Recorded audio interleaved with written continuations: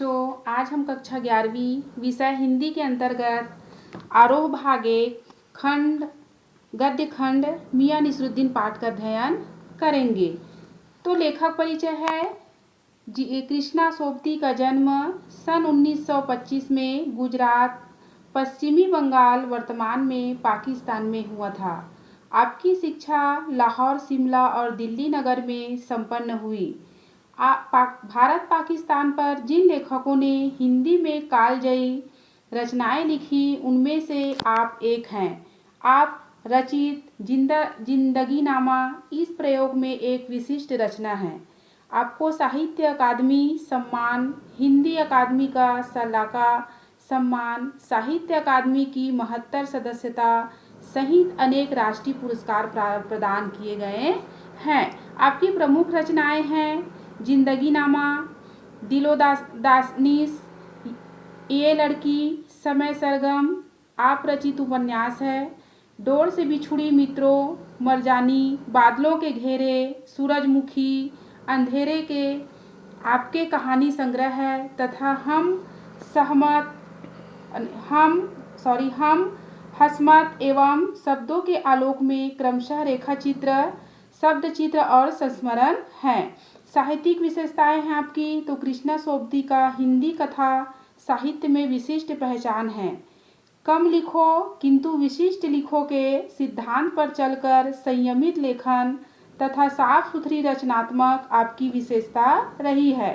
आपकी रचनाओं में सहजता, सरलता, व्यवहारिकता तथा भावानुकूलित भाषा एवं शैली सह उर्दू शब्दों के साथ मुहावरों के प्रयोग से भाषा शैली जहाँ विशेष प्रभावी बन गई हैं, वहीं सहज भावों की प्राप्ति पाठकों में गहरी पैठ बनाने में सफल रही है।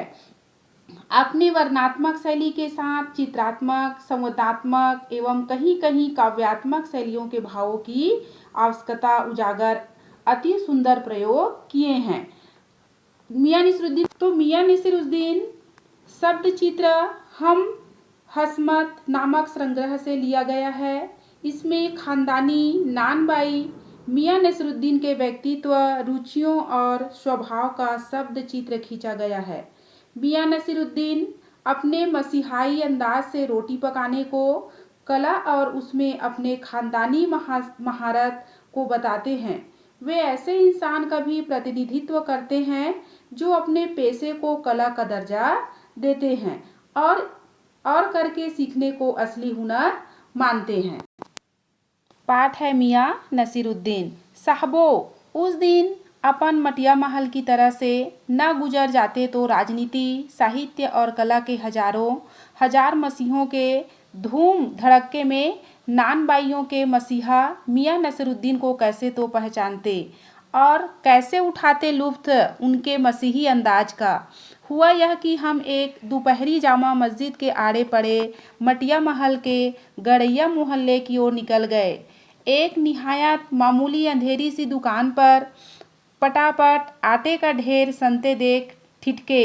सोचा सेवैयों की तरह तैयारी होगी, पर पूछने पर मालूम हुआ खानदानी नानबाई मियां नसीरुद्दीन की दुकान पर खड़े हैं। मियां मशहूर है 56 किस्म की रोटियां बनाने के लिए। हमने जो अंदर झांका तो पाया मियां चारपाई पर बैठे बीड़ी का मजा ले रहे हैं। मौसमों की मार से पका चेहरा, आंखों में काइयां, भोलापन और पेशानी पर मजे हुए कारीगर के तेवर।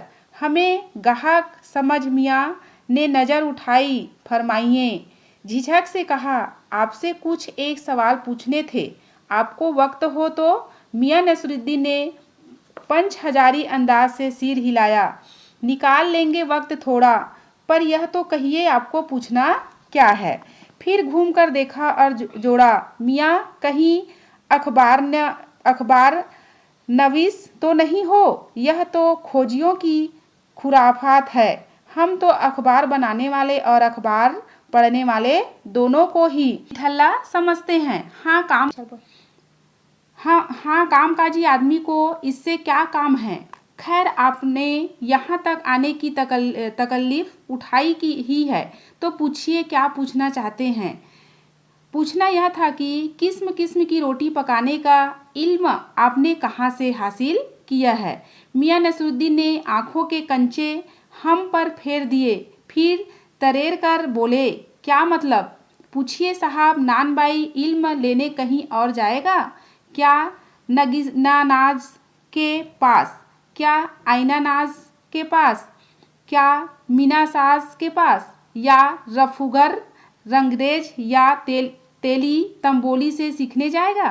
क्या फरमा दिया साहब, यह तो हमारा खानदानी पेशा ठहरा। हाँ, इल्म की बात पूछिए तो जो कुछ भी सीखा अपने वालिद उस्ताद से ही। मतलब यह है कि हम घर से ना निकले कि कोई पेशा अख्तियार करेंगे। जो ख़त्म कर दूँ।